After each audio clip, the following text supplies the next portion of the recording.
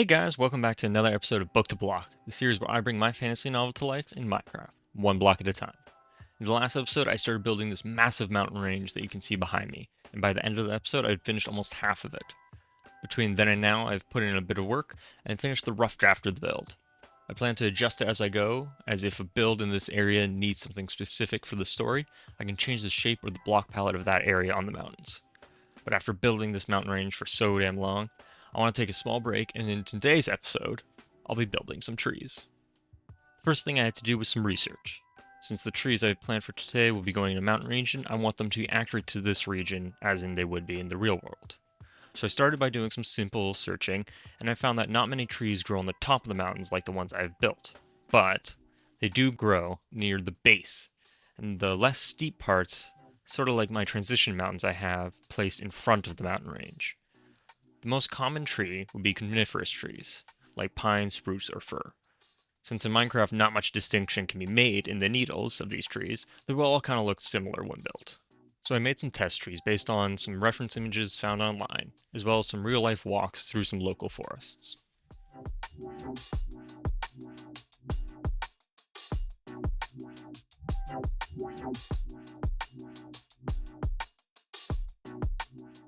So here are some of the test trees that I've been working on.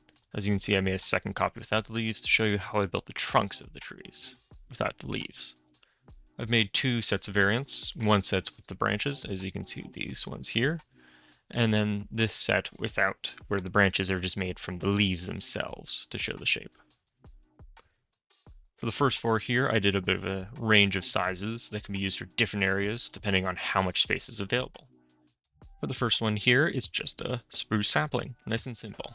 It's important to have some of these scattered around if you ever go into a forest in real life. As you can guess, not all the trees are fully grown. They have to start from somewhere. So this is just a sapling with a piece of string on top to stop it from growing. As you can see, it's not too noticeable unless you stand directly on top of it. So from any distance, it just looks like a simple sapling. Next up here is an adolescent tree made from fences for the trunk and fence gates for the branches. I find the fence gates work a little bit better as they can go straight out, whereas the fences themselves have this little piece hanging down here. For the leaves, it's nothing fancy, it's just covering all the branches in the trunk, and then making it sort of this cone shape where it's wider at the base and taller at the top. It's okay to leave a couple of these spots empty because you don't want it to be too heavy and too thick. You want to be able to see some of the branches through the leaves. Going up to the next size, the trunk is now a full block of spruce wood. We're using the wood block opposed to the log, as you can see on the top here, it doesn't expose the inside of it. This time I'm using the fences for the branches, because I don't want them going just straight out. I want a little bit of a curve into them. I want them to also branch out like this one. Again, the leaves are just covering the branches and the trunk, kind of just a random spattering of them. You don't want it to be too uniform. And you just want to keep that cone shape again, like for this previous one, as you know they're typically known for looking like that. A nice little additional detail I found works on this one that I've seen some other builders do is using the flower pot. It kind of shows like a pine cone or something similar. Just a little bit of the color separates it from just a regular boring tree. Now for the largest of the set. For this one, since it's so much taller, approximately 30 blocks tall, we have a bit of a stronger base going on here, with the roots stretching out and digging deep into the ground. For this one, the branches are also now starting off as the wood block, opposed to starting as the fences, and then the fences come off as like secondary branches. This allows it to fill up the area, so then when you're placing your leaves on top, it sort of gives it as the branches, you can see individual branches throughout. All right, now for the non-branching variant set. So this first one's a little bit more of a unique style, having two trunks splitting off from this larger section at the middle.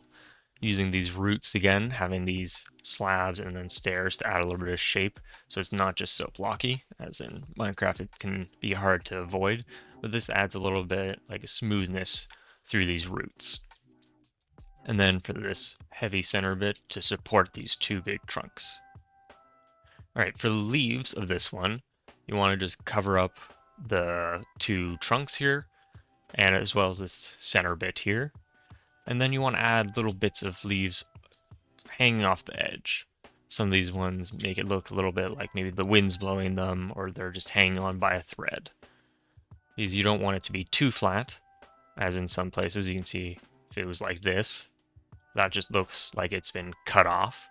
So you maybe remove a bit, add a bit, and that adds a bit of making it look a little bit more natural and wild. All right, for this next one, it's a little bit more of a simple tree, just about 15 blocks up of just the spruce wood. And then the rest is just detailing with the leaves. You can start off with adding a little bit of a spiky top, as a lot of these pine or spruce trees tend to have, and then just fill it off. I like to just start by doing one layer all the way up, and then you kind of have to just play around with it. You want to start wider on the bottom, maybe just skip a block, and then later you can come in and fill them in. For this one, it's very tight knit, but remember, again, to add a bit of that texture of removing a block, add a block, never let it be too flat in one area. All right, for these next two, they're kind of similar, just different in sizes. So I'll do them together in this little bit. So first you want to build your trunk. Choose a direction to kind of sway in. Maybe if you have a direction you want all the wind to sway in, keep it consistent. You don't want it to be clashing against each other. And then just sort of build up from there. In this one I used a bit of a spruce wood and then dark oak planks for a little bit of a texture difference. And then once you finish that, you want to go on to the leaves. For these ones, you kind of want to go with the direction. And then for these little hanging off bits, my technique that I found works well is just setting yourself up a little further away and just letting the leaves come towards you.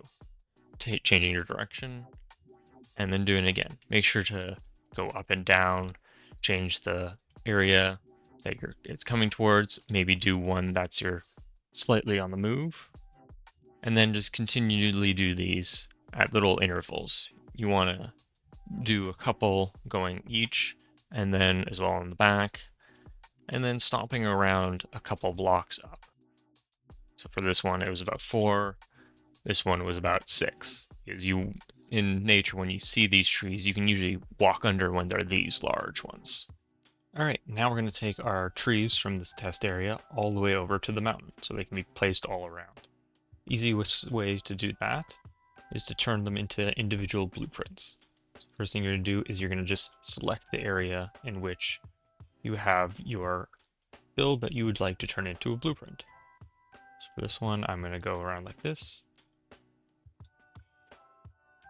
Now you want to keep it nice and tight around it so that only your build gets copied over into the blueprint. All right, now you confirm and then Control-C to copy. Now that'll bring it over onto your clipboard here.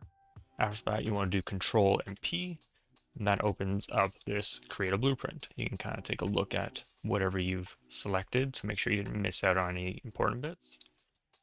You name it, so spruce thin. You can add a tag, so for this one you can add like a tree tag, that's nice and helpful, and then you click save. This will save it into a folder, so it's easy to get access to it after. I've already saved this one, so I'll cancel. Now to over on this side, so you have the blueprint browser. If you don't have this, you just go up to the window, Windows, and then you select the blueprint browser up over here. For this one, I've already saved all my trees. For the ones like this one here, I selected the ground because I also wanted to copy down the roots that I have. All right, now that we have our trees saved as blueprints, we can easily place them on this area. So as I mentioned before, we don't want to paste them too high in these high mountains, as the higher elevation trees don't grow as well. So I'm going to be using these flatland areas that I've created, these little flatter small mountains, and I'll be using those to populate with the trees.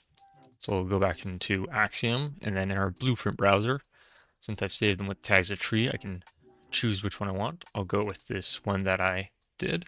And then you just point with your mouse, Control V, and that'll place it in.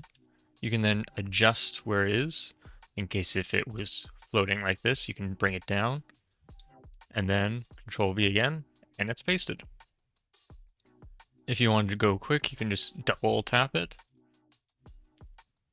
But as you can see, occasionally it'll just paste it into the ground. So for these ones, you want to bring her back up manually and then paste.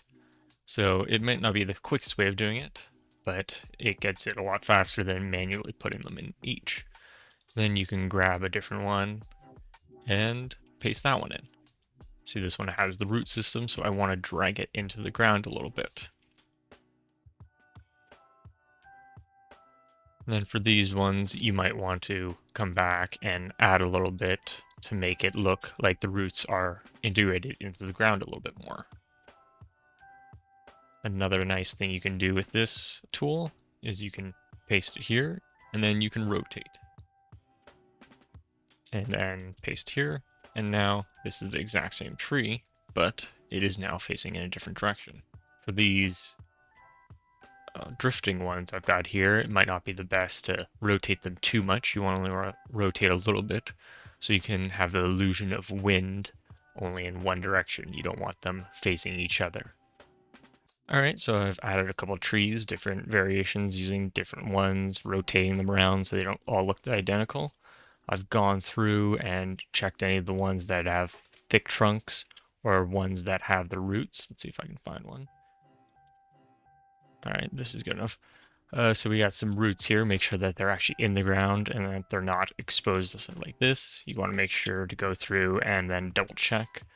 If you do it whilst you're pasting in, it might save you a bit of time later on. But as I have quite a large amount of mountain space that will need these trees, and this is probably not dense enough of a forest, it'll be a small project that I'll slowly do every day, add a little bit more. You might see some progress in future episodes. You might be working on this area, and then all of a sudden some trees appear in the next one.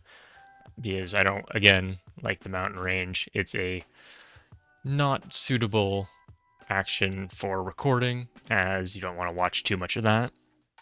So I'll leave that for off camera, and you can see progress as you watch the episodes. So with some of these trees placed down in a little forest, you can always go in and add a little bit of detail. With mine, I have a bit of this exposed rock here, so you might want to cover it up with maybe some of these moss carpets. It of course looks good when you can see the stone underneath. Of course, as I mentioned before, you want to add just the saplings throughout. Don't forget to add the string, otherwise you'll have some just vanilla spruce trees grown beside your lovely custom trees. You can also go in and maybe add in a couple boulders with these rocks. It might add a little bit of detail, especially with these mossy bits. So you can just add a little bit like this, go around, and it just adds a bit of detail to your already heavily detailed area. You can also go and add a little bit of bone meal to your grassy areas. Be careful when doing moss, of course, because that'll just take over everything around it. You might not want these just in case they grow. And add a little bit of flowers, some of these leaves, and the grasses. You can, of course, do this with the Axiom, which would probably make it a little bit easier. You can use the different masks to ensure it only grows on the grass or avoids maybe the moss. You can make a change between the double high and the single, maybe add a shrub or something, but just a little bit more detail, so opposed to when you're seeing it from up here, it's not too important.